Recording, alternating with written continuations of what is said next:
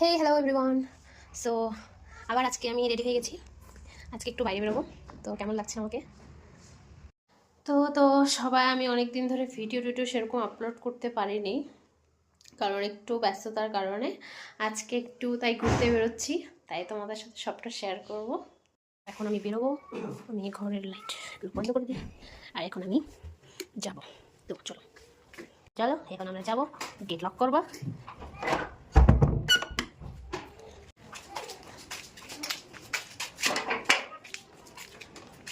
তো আমার গাড়ির জন্য ওয়েট করছি, আমার গাড়ি আসবে।